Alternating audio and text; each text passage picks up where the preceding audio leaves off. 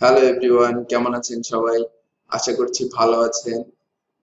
আর অনেক অনেক প্র্যাকটিস করেছেন, প্রোগ্রামিং লিখেছেন, সি এর কোড লিখেছেন, হয়তো অনেক সমস্যা ফেস করেছেন। আহ, এবং আশা করছি তারপরেও সবাই অনেক চেষ্টা করেছেন। সো আজকে আমরা আমাদের অনলাইন টিউটোরিয়ালের ধারাবাহিকতায় আজকে আমরা দেখব হচ্ছে কন্ডিশনিং বা ফ্লো কন্ট্রোল, যেটাকে বলে যে এটা না হইলে ওইটা। রিয়েল লাইফে কন্ডিশন বলতে আসলে আমরা কি বুঝি? আমরা থাকে না যে সাপোজ কোন একটা জিনিস কিনতে গেলাম, যাওয়ার আগে আমি চিন্তা করলাম, সাপোজ আমি একটা ফোন কিনতে গেলাম, কিনতে যাওয়ার আগে চিন্তা করলাম যে ঠিক আছে, যদি 20,000 টাকা হয় তাহলে আমি এই ফোনটা কিনবো, যদি 18,000 টাকা হয় তাহলে আমি এই ফোনটা কিনবো। সো এই যে ডিসিশন নেওয়া বা কন্ডিশনের উপর বেস করে যে ডিসিশন মেকিং, এটা আসলে রিয়েল লাইফের মতো প্রোগ্রামিং এও, কারণ প্রোগ্রামিং এও ইউজারের বিভিন্ন ইনফরমেশন নিয়ে এই ইনফরমেশনটা যদি এটা হয় তাহলে এটা হবে, এটা হয় তাহলে এটা হবে, যদি ইউজার 5টার সময় আসে তাহলে এটা হবে, কিংবা ইউজারের নাম যদি এটা হয় তাহলে এটা হবে। এই টাইপের বিভিন্ন বিষয়ের উপর নির্ভর করে আমাদেরকে অনেক সময় অনেক সিদ্ধান্ত নিতে হয়। সো এই কারণে কন্ডিশনিং জিনিসটা প্রোগ্রামিং এ অনেক বড় একটা ফ্যাক্ট, অনেক বড় কিছু একটা বিষয়। সো আজকে আমরা দেখব খুবই সোজা রিয়েল লাইফ কিছু এক্সাম্পল দিয়ে আমরা খুব সহজেই বুঝে ফেলার চেষ্টা করব কন্ডিশনিং জিনিসটা কি। So let's start.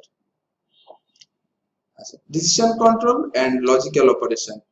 কন্ডিশনিং জিনিসটাকে আসলে এটা বলে, এটা একসঙ্গে বলে ফ্লো কন্ট্রোল। ফ্লো কন্ট্রোল জিনিসটা দুইটা পার্ট থাকে, একটা হচ্ছে আপনার ব্রাঞ্চিং, আর আরেকটা হচ্ছে একটা ব্রাঞ্চিং আর একটা হচ্ছে লুপিং। সো প্রথমে আমরা ব্রাঞ্চিং কি জিনিস সেটা দেখব। ব্রাঞ্চিং জিনিসটা কি, এটা হচ্ছে আজকে আমাদের বিষয়বস্তু বা এই টিউটোরিয়ালের বিষয়বস্তু। সরি। ব্রাঞ্চিং আসলে কি, ইফ এবং এলস। ইফ মানে হচ্ছে যদি এটা হয়, ওই যে আমি যেটা বলেছিলাম, যদি 20,000 টাকা হয় তাহলে আমি সাপোজ স্যামসাং এর ফোন কিনবো। এলস মানে যদি না হয়, যদি না হয়, এই ফোনটা যদি 20,000 টাকায় না হয় তাহলে আমি 20,000 টাকায় ওয়ালটনের এই ফোনটা কিনবো কিংবা সিম্ফনির এই ফোনটা কিনবো। এটাই হচ্ছে আসলে কন্ডিশন, একদম রিয়েল লাইফের মতোই। রিয়েল লাইফের বিভিন্ন সিনারিওর উপর বেস করে আমাদের যে ডিসিশন নিতে হয় ওটাকে কম্পিউটার প্রোগ্রামিং এর ভাষায় ইফ এলস বলে। ইফ এটা না হইলে এটা, এলসটা হচ্ছে মিথ্যা আর ইফটা হচ্ছে সেই কন্ডিশন। ইফ এর সঙ্গে সবসময় কন্ডিশন বসে এবং ইফটা লেখারও একটা পার্টিকুলার ওয়ে আছে, এলসটা লেখারও একটা পার্টিকুলার ওয়ে আছে। এটা আমরা যখন কোড লিখবো তখন আমরা দেখবো। সো তার আগে আমরা বোঝার চেষ্টা করি আসলে ইফ এলস জিনিসটা কি। সো এখানে একটা রিয়েল লাইফ এক্সাম্পল আছে। সাপোজ আপনার পড়ার টেবিলে একটা ল্যাম্প রাখা আছে। সো আপনি বাসায় গিয়ে দেখলেন যে আপনার ল্যাম্পটা কাজ করছে না, lamp does not work. So lamp যদি কাজ না করে তাহলে কি হতে পারে? কিছু ঘটনা হতে পারে যেটা কাজ না করার জন্য দায়ী। যেমন আপনি দেখতে পারেন, আচ্ছা ল্যাম্প তো জ্বলছে না, ল্যাম্পটা কি প্লাগ ইন আছে? আপনি দেখলেন যে হ্যাঁ, ল্যাম্পটা প্লাগ ইন আছে, ইয়েস, ল্যাম্পটা plug in. So lamp plug in আছে, তারপরেও ল্যাম্পটা জ্বলছে না, না হলে তখন কি হতে পারে? তখন আবার হতে পারে, আচ্ছা তাহলে মনে হয় বাল্বটা কেটে গিয়েছে। আচ্ছা, ল্যাম্প প্লাগ ইন আছে, বাল্বটা কেটে গিয়েছে কিনা এটা চেক করলেন, দেখলেন যে না, বাল্বটা কাটেনি, ঠিক আছে, সরি, বাল্বটা কেটে গিয়েছে, ওকে, আপনি বাল্বটা রিপ্লেস করলেন, আপনার ল্যাম্পটা জ্বলে গেল। কিন্তু আপনি দেখলেন যে না, বাল্বটাও কাটেনি, ল্যাম্প প্লাগ ইন আছে, আমার বাল্বটাও ঠিক আছে, তাহলেও ল্যাম্প জ্বলছে না, তখন কি? তখন হয়তো ল্যাম্পটাই নষ্ট হয়ে গিয়েছে। সো তখন আমাদের কি, বাই নিউ ল্যাম্প। সো এটা ছাড়া আমাদের কোনো উপায় নেই। সরি। সো আবার যদি প্রথম থেকে দেখি, ল্যাম্প প্লাগ ইন, আর যদি প্লাগ ইন না থাকতো, আপনি জাস্ট প্লাগ ইন করতেন, আপনার কাজ শেষ হয়ে যেত। আবার এখানে এসে বাল্ব বার্ন আউট, সো এটা যদি হইতো, আপনি রিপ্লেস বাল্ব করতেন, কাজ হয়ে যেত। সো আমরা দেখলাম যে একটা ঘটনা সাথে সাথে দুইটা জিনিসের উপর ডিপেন্ড করে, যে এটা যদি হয় তাহলে এটা, এটা যদি না হয় তাহলে এটা। ল্যাম্পটা যদি প্লাগ ইন না থাকে তাহলে প্লাগ ইন করবো, কাজ হয়ে যাবে। যদি প্লাগ ইন থাকে তারপরেও জ্বলছে না, তখন দেখবো যে বাল্ব ঠিক আছে কিনা। সো এইভাবে আসলে স্টেপ গুলা যায়।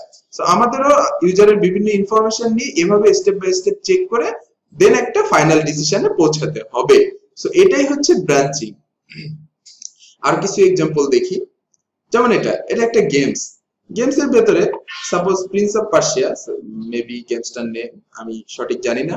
সো গেমসটার ভেতরে কি, আপনি এন্টার দ্য ক্যাসেল করলেন শুরুতে, এটা একটা ঘটনা। সো এই ঘটনার উপর বেস করে দেখেন দুইটা ঘটনা এসে পড়েছে আপনার সামনে। সো এন্টার দ্য ক্যাসেল করার পরে আপনি কি করবেন? হয় আপনি টেক দ্য রিং করতে পারেন কিংবা লিভ দ্য রিং। আপনি যদি টেক দ্য রিং করেন তাহলে আপনার সামনে দেখেন আরো ঘটনা, তখন আপনার কি করতে হবে, টেক দ্য রিং করলে হয় কিল ড্রাগন কিংবা ডাই, মরে যেতে হবে। আর আপনি যদি লিভ দ্য রিং করেন তাহলে আপনি প্রিন্সেসকে রেস্কিউ করতে পারবেন কিংবা হাইড করতে পারবেন। সো একটা ঘটনা আরেকটা ঘটনার সাথে সুন্দরভাবে রিলেটেড, এবং এই রিলেটেড ঘটনাগুলো মিলে আমাদের ফাইনাল ডিসিশন বা ফাইনাল জিনিসটা আমাদের সামনে আসে। এটাই হচ্ছে ব্রাঞ্চিং বা কন্ডিশনিং। আরেকটু যদি দেখি একটু প্রোগ্রামিং এর ভাষায়, একটু টেকনিক্যাল ওয়েতে, তাহলে কি আসে। সো একটা কোডের ভেতরে ফার্স্ট এন্ট্রি হয়, দেন কি হয়, এক্সপ্রেশনটা টেস্ট হয়। এক্সপ্রেশনটা যদি ট্রু হয়, দেন ট্রু এর জন্য আমি যে কাজ করতে বলেছি সেই কাজটা করবে। যদি ফলস হয় দেন আমি ফলস এর জন্য যে কাজটা করতে বলেছি সেটা করবে। সব শেষে গিয়ে একটা ফাইনাল ডিসিশনে পৌঁছাবে। সো এই ফাইনাল ডিসিশনটা যখন এক্সিকিউট হয়ে যাবে তখন নেক্সট স্টেটমেন্টে চলে যাবে। এটা হচ্ছে একটু টেকনিক্যাল ভাষায়। সো আরেকটু যদি টেকনিক্যাল ভাষায় দেখি, এটাকে বলা হচ্ছে ফ্লো ডায়াগ্রাম বা ফ্লো চার্ট বলে এটাকে। সো ফ্লো চার্টের ভাষায় যদি দেখি, সো প্রথমে কি আসে, কন্ডিশন আসে, ইফ এর কন্ডিশন। ইফ কন্ডিশন যদি ট্রু হয় তাহলে ইফ এর কোড এক্সিকিউট হয়, যদি ইফ এর কন্ডিশন ফলস হয় তখন এলস এর কোড এক্সিকিউট হয়, এবং লাস্টে এই যে আপনার সেই ফাইনাল ডিসিশনে পৌঁছায়। সো এটা হচ্ছে ফ্লো চার্ট বা ফ্লো ডায়াগ্রাম। খুবই সিম্পল, খুবই সোজা। তারপরে দেখি একদম একটা রিয়েল লাইফ এক্সাম্পল দিয়ে দেখি আমরা ডিসিশন মেকিং বা সিদ্ধান্ত গ্রহণ। চিন্তা করেন আপনি সকালবেলা বাসা থেকে বেরোবেন, বাসা থেকে বেরোয়ার আগে হালকা মেঘলা দেখছেন, সো আপনি বারান্দায় গিয়ে সিদ্ধান্ত নিলেন যে দেখবো, আমি প্রথমে শর্ত আমি দেখবো যদি মেঘটা বাড়ে তাহলে সঙ্গে করে ছাতা নিব, নিয়ে বের হয়ে চলে যাবো, ব্যাস শেষ আপনার কাজ। আর যদি মেঘ না থাকে, আপনি দেখলেন যে হালকা রোদ উঠেছে, সো তখন তো সঙ্গে করে ছাতা নেওয়ার দরকার নেই, সো এই ডিসিশনে আর যাওয়ার দরকার নেই। তখন কি হবে, এলস যেটা, ছাতা নিবেন না, আপনি বের হয়ে চলে আসবেন, তখন এটা এক্সিকিউট হবে। সো এটাই হচ্ছে রিয়েল লাইফের সঙ্গে ইফ এলস এর সম্পর্ক। আর এই ইফ এলস এর সাথে আরেকটা জিনিস আছে, সেটা হচ্ছে সেটাকে বলে ইন্টারমিডিয়েট কন্ডিশন। যেমন যদি ঘটনাগুলা 3টা হয়, 4টা হয়, 5টা হয়, মানে 2 এর বেশি যদি হয়। এখন তো আমাদের সামনে জাস্ট একটা ঘটনা ছিল, যদি মেঘ বাড়ে ছাতা নিব, না হলে ছাতা নিব না। যদি আরো 2-3টা যদি মেঘ বাড়ে তাহলে ছাতা নিব, সাথে রেইনকোট নিব, বা সাথে অন্য কিছু নিব। এরকম যদি 3-4টা ঘটনা যদি রিলেটেড হয় তখন কি করব, একটা ইফ এর সঙ্গে তো আমি 3-4টা ঘটনা লিখতে পারবো না। সো তখন একটা ইন্টারমিডিয়েট কন্ডিশন মাঝখানে ঢুকে, যেটাকে আমরা বলি else if. If else if else, if else if else, এভাবে। সো যদি 4টা ঘটনা ঢুকতো তাহলে if else if else if F, sorry else, এভাবে ঘটনাগুলো আসতো, বা এভাবে সিদ্ধান্তগুলো বা কোডগুলো বা প্রোগ্রামটা এভাবে লিখতে হতো। সো এখন আমরা একটা রিয়েল লাইফ এক্সাম্পল দেখি যে এলস ইফ আসলে কি হতো। চিন্তা করেন আপনি একজন চাকরিজীবী, সো আপনি অফিস শেষ করেছেন, আপনার এখন বাসায় যেতে হবে। সো বাসায় যাওয়ার জন্য আপনি বের হয়েছেন, বাসায় যাওয়ার জন্য বের হয়ে আপনি চিন্তা করলেন, সো আমি সাপোজ আপনি বাসে যাতায়াত করেন, সো আপনি চিন্তা করলেন আমি প্রথমে বাস স্টপেজে যাব, যদি বাস পাই তাহলে বাসে করে চলে যাব, আর যদি বাস না পাই তাহলে আমি দেখবো সিএনজি পাই কিনা। আচ্ছা ঠিক আছে, যদি সিএনজি পাই তাহলে সিএনজি তে করে চলে যাব, সিএনজিও যদি না পাই তখন আমি দেখবো যদি রিক্সা পাই কিনা, তখন আমি রিক্সা করে চলে যাব। সো অনেকগুলা ডিসিশন কিন্তু আপনার, বা অনেকগুলা কন্ডিশন আপনার বাসায় যাওয়ার সাথে রিলেটেড। সো এটাকে যদি প্রোগ্রামিং এর ভাষায় সাজাই তাহলে কেমন আসে। আপনি গেলেন বাস স্টপেজে, চেক করলেন ইফ যদি বাস পাই, বাসে করে চলে গেলেন, শেষ আপনার কাজ। আপনি দেখলেন যদি বাস পাই, ওকে, বাস পেলেন, বাসে করে চলে গেলেন, আপনার কাজ শেষ। কিন্তু আপনি বাস পেলেন না, তখন কি, এলস ইফ। তখন আপনি কি দেখতে গেলেন, যদি সিএনজি পাই, ওকে, সিএনজি পেয়ে গেলেন, সিএনজি তে করে চলে গেলেন, সো আপনার কাজ শেষ। কিন্তু আপনি সিএনজিও পেলেন না, তখন আপনি কি করলেন, রিক্সা পাই কিনা দেখতে গেলেন, যদি রিক্সা পাই, ওকে, রিক্সা পেয়ে গেলেন, রিক্সাতে করে চলে গেলেন। কিন্তু না, আপনি রিক্সাও পেলেন না, তখন কি হবে, বাস পেলেন না, সিএনজি পেলেন না, রিক্সা পেলেন না, তখন কি, কান্না করা ছাড়া কোনো ওয়ে আছে? কারণ কি, কারণ এখন আমাকে হেঁটে যেতে হবে বাসায়।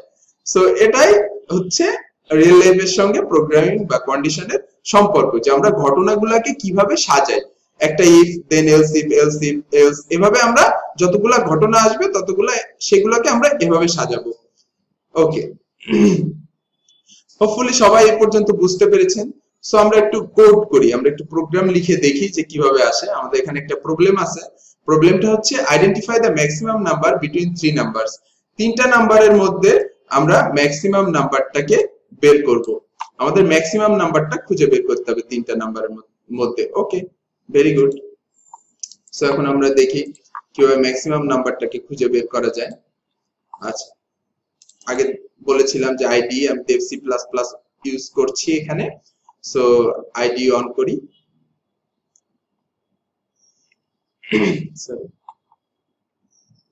আইডি অন করলাম। এই যে সোর্স ফাইল, নিউ, আমার নিউ সোর্স ফাইল। সো এর একটা নাম দিই। যেহেতু এটা কন্ডিশনিং, সো সাপোজ কন্ডিশন নাম দিলাম ডট সি, সেভ করলাম। ওই যে সেই মুখস্থ 5 লাইন, আমি জানি এতদিনে আপনাদের সবার মুখস্থ হয়ে গিয়েছে।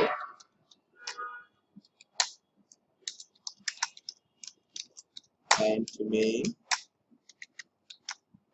return 0। ওকে, এবার আমি কি বলেছি, তিনটা নাম্বারের ভেতরে ম্যাক্সিমাম নাম্বারটা বের করব। সো আমাদের প্রবলেমটা হচ্ছে, প্রবলেমটা এখানে লিখে রাখি যেন আমাদের বুঝতে সুবিধা হয়। এটা কমেন্ট আউট করে লিখে রাখলাম। So identify the maximum number between 3 numbers. So আমরা কাজটা শুরু করি। প্রথমে আমি তিনটা নাম্বারের ভিতরে ম্যাক্সিমাম নাম্বারটা আমাকে বের করতে হবে। সো তিনটা নাম্বার নেই, সাপোজ তিনটা নাম্বার নিলাম এ বি সি। তিনটা নাম্বার রাখার জন্য আমাকে তিনটা ভেরিয়েবল দিতে হবে, নিলাম তিনটা ভেরিয়েবল। সো এবার তিনটা ভেরিয়েবল যে ইনপুট দিবে ইউজার, সো ইউজারকে একটা ইনফরমেশন দিতে হবে যে তুমি তিনটা ভেরিয়েবল ইনপুট দাও। ওকে, সো ইউজার কি করলো, এন্টার 3 নাম্বারস। ইউজারকে আমি বললাম এন্টার 3 নাম্বারস। সো ইউজার তিনটা নাম্বার ইনপুট দিল। সো ইউজার তিনটা নাম্বার যে ইনপুট দিল কিবোর্ড থেকে, ওটাকে আমার ধরতে হবে। সো ধরতে গেলে কি লাগবে, স্ক্যানএফ। স্ক্যানএফ দিয়ে আমি তিনটা নাম্বার ইনপুট নিলাম ইউজারের থেকে। ওকে,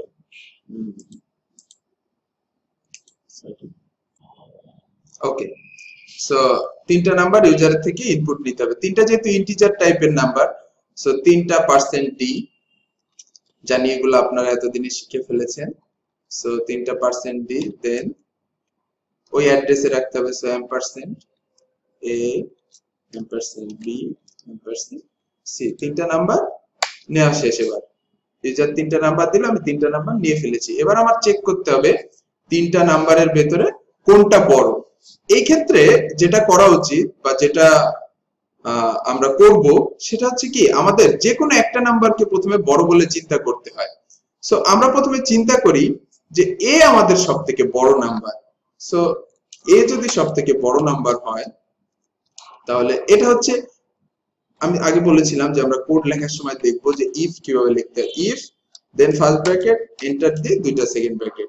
সো ইফ এর ভেতরে যে কোড, যে কন্ডিশনটা আমি দিব সেটার জন্য যা কাজ সেটা এই সেকেন্ড ব্র্যাকেটের ব্লকে এক্সিকিউট হবে। সো ইফ এর জন্য আমি প্রথমে চিন্তা করেছি এ সবার থেকে বড়। সো এ কে আমি এ গ্রেটার দেন বি একবার কনসিডার করব। দেন এটাকে বলে logical and operation, and condition. And কন্ডিশনে দুই সাইডই ট্রু হইতে হয়, দেন রেজাল্টটা ট্রু হয়। যেহেতু আমার এ কে সবার থেকে বড় চিন্তা করেছি, সো এর ক্ষেত্রে এ বি এর থেকেও বড় হতে হবে, এ কে সি এর থেকেও বড় হতে হবে, তখন এ সবার থেকে বড়। এবং এন্ড কন্ডিশন দেওয়ার অর্থ হচ্ছে বা মানে হচ্ছে, এ যদি আসলেই বি এর থেকে বড় এবং এ যদি সি এর থেকে বড়, এ যদি অরিজিনালি দুইটা থেকে বড় হয়, তখনই শুধু এই ইফ এর ভেতরের জিনিসটা প্রিন্ট করবে। সো আমি এখানে প্রিন্টএফ দিলাম a is maximum। Okay, a is maximum। দেন আমার কি আসলো, দেন এবার আমি চিন্তা করব বি সবার থেকে বড়। এ যদি সব থেকে বড় না হয়, তাহলে বি সবার থেকে বড় চিন্তা করি। সো ইন্টারমিডিয়েট কন্ডিশন, সো আমি এলস ইফ দিতে হবে আমাকে।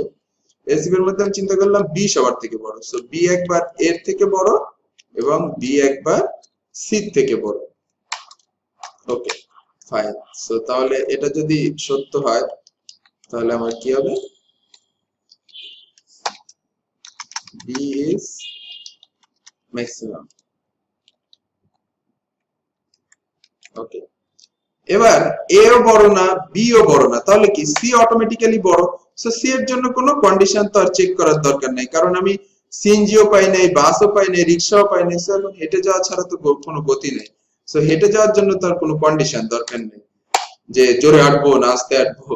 সো এটাই হচ্ছে ঠিক ওরকমই, যে এ ও বড় না, বি ও বড় না, সো অটোমেটিক্যালি সি বড় হবে। সো লাস্টেরটার জন্য এর জন্য কোনো কন্ডিশন আমার দরকার নাই। C is maximum.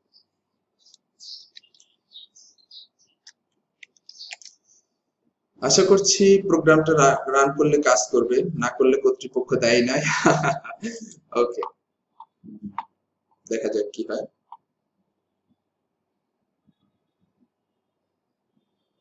হ্যাঁ, এন্টার 3 নাম্বারস দিলাম, 14, 5, 8। So A is maximum. কাজ করেছে প্রোগ্রামটা। 14 এ দিয়েছিলাম সবার থেকে বড়, দেন 5, দেন 8।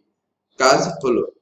এখন দেখি আমাদের সফটওয়্যারটার অবস্থা কি, যে আমরা ম্যাক্সিমাম নাম্বার বের করার জন্য একটা সফটওয়্যার তৈরি করেছি,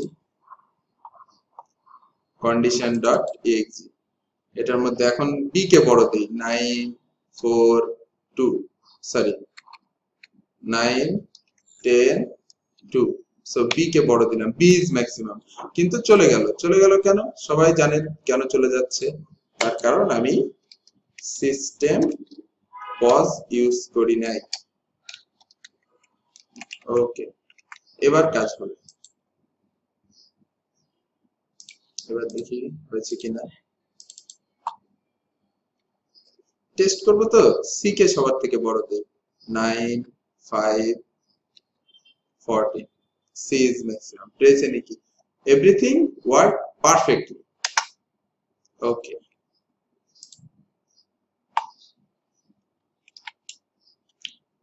সো এই ছিল আমাদের কন্ডিশন কি জিনিস, ইফ এলস কি জিনিস, এটা টিউটোরিয়াল।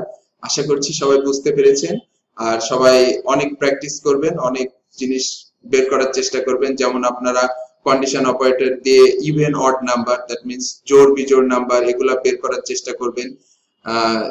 প্রাইম নাম্বার বের করার চেষ্টা, প্রাইম নাম্বার হয়তো এখন কন্ডিশন দিয়ে পারবেন না, কিন্তু ইভেন অড নাম্বার আপনারা বের করতে পারবেন। এছাড়া আপনারা 4টা নাম্বারের মধ্যে ম্যাক্সিমাম নাম্বার বের করার চেষ্টা করবেন। আপনারা সাপোজ 4-5 জনের ইনকাম নিলেন, নিয়ে কার ইনকাম সব থেকে বেশি এটা বের করার চেষ্টা করবেন। এভাবে অনেক কিছু ট্রাই করবেন, তাতে করে আপনাদের প্র্যাকটিসটা ভালো হবে এবং আপনারা ইফ এলস জিনিসটা সম্পর্কে আপনাদের কনসেপ্টও ক্লিয়ার হয়ে যাবে। সো আশা করছি সবাই বুঝতে পেরেছেন এবং সবাই ভালো থাকবেন। And thank you for watching our video tutorial. Thank you again.